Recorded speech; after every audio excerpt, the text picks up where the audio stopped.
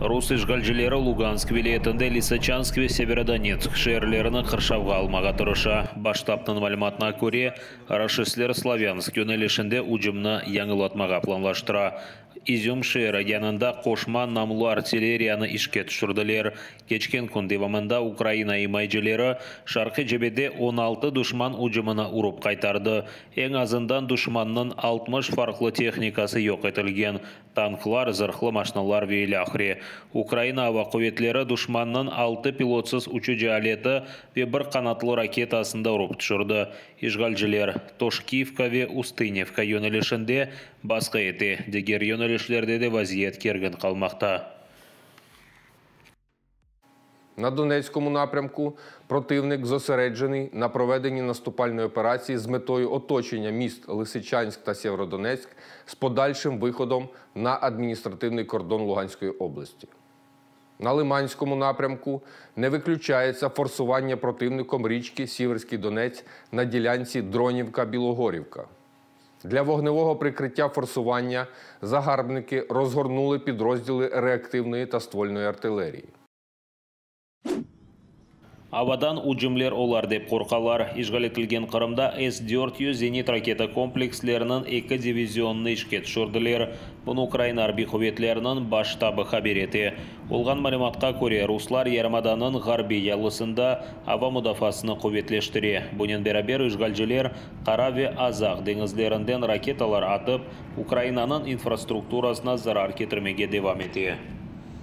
Мета ворога залишається незмінною – подальша блокада Одеського порту та контроль над північно-західною частиною акваторії Чорного моря. Для цього ворог у тимчасово окупованому Криму на північному заході цієї території виставляє комплекси С-400 та проводить певні роботи з облаштування та зміцнення своїх оборонно- та наступальних дій на острові Зміїному. Башында чувал қолларында келепчелерінен шатлық еткен. Қырымның юқары Рус махкемесінде диверсия, газ борусы патлатылмасында қабатланған Нариман Желял вяқа қарда Шахтемовларының давасы черчевесінде Шевкет Усейінов шаат сыфатында сұрғыға чекілді. Мабуслерінің ақрабасы қайдеткеніне көре, оның махкемеде айтқан лафлары тақиқат деваманда берген шаатлығындан фарқлана. Усейінов бұны ишғалжилер, оны тұтқаны ве тақиқат әрекетлері деваманда оңар ухи басқа еткенінен аңлатқан. Его показания, сегодняшние показания, которые он давал в здании ФСБ, есть очень много противоречий. Также он рассказал суду, что показания он давал в здании ФСБ с мешком на голове и в наручниках. Невбетеки махкеме топлашуы. Майыстан 25-шінде Қабатлав тарафынан да бір шааты Эльдар Одаманов сұруға чекілмек керек. Усейінов и Одаманов Нариман Желял, Асан ве Азиз Ахтемовлар кыбы кечкен сене сентябрінің учы ве дөртінде.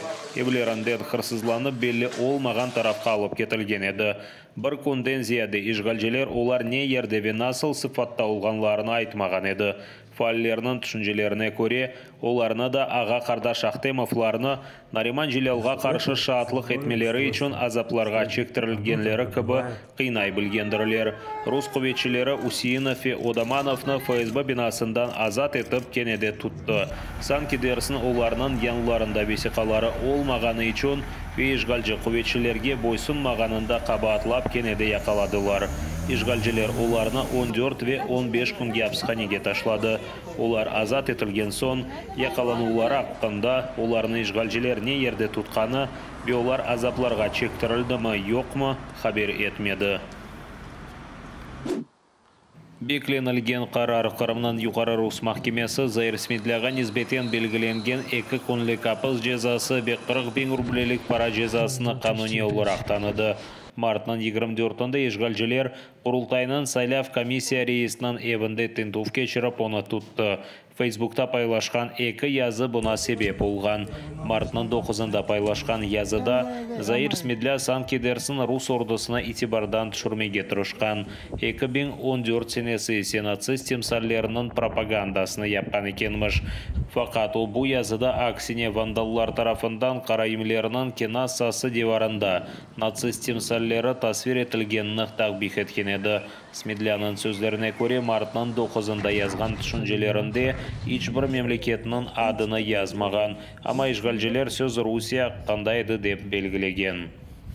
По моему посту тоже на странице Facebook, где говорится о проведении операций, о том, что сколько должно погибнуть мирных жителей, женщин, стариков и новорожденных детей, чтобы поняли, где геноцид, а где какие-то операции. Не указано ни название республики, ничего, ни страны, но, однако, и оперативный сотрудник ЦИМБАЛ посчитал, что такие действия могут быть произведены только той страной, именем которой меня осудили, и в отношении меня определен штраф. То есть все то, о чем я говорил, фактически оперативный сотрудник, а потом судья признал, что это исключительно действие только одной страны и никакой другой. 6 років марних пошуків. 24 травня 2016 року безвісти зник член Всесвітнього конгресу кримських татар Ервін Ібрагімов. Камери відеоспостереження зафільмували, як його викрадають люди у формі окупаційного ДПС поблизу його дому у Бахчисараї. Із того часу про долю Ервіна Ібрагімова нічого не відомо. Батько зниклого кримського татарина звертався до окупаційної прокуратури Криму із проханням організувати пошуки, однак жодного прогресу у справі немає. До початку повномасштабного наступу окупантів активісти щомісяця виходили до російського посольства у Києві із вимогою до країни-агресорки знайти Ервіна Ібрагімова та ще 14 безслідно зниклих за час окупації українців та кримських татар. Ишғал етілген Ақерда қырсызланған Украин боғдайына кемелерге толдыралар. Бұны Maxer Technologies спутнигі қайдетті. Ресімлер майысының 19-21-інде yapılған. Ақернан деңіз лиманында Рус байрағы алтында 2 кемі боғдайнен толдырылғаны көріне. Матрос Пазыныч ве матрос Кошқа кемелері әр-бірі 30.000 тонна боғдай сығдыра. Оларны Украинадан қырсызланған берекетлер дегер девлетлерге сатылғанында құланалар. Ишғалжелер вақтынжа ишғал етілген Херсон ве Запорижжя вилиетінден бірчоқ боғдай ве дегер мақсулатларына қырсызлай. Гемелер юрышыны незарет еткен сайтының малыматына көре, гемелер деңіз лиманны енді терк еткен. Матрос Пазыныч шымды Эгей деңізінде, Ливанның пайтақты Бейрутқа yol ала. Матрос Кошқа есе аляда Қара деңізде болуна. Украина тышышлері назиры ишғалжелерден қырсызланған малны сатын алмамаға чағыра.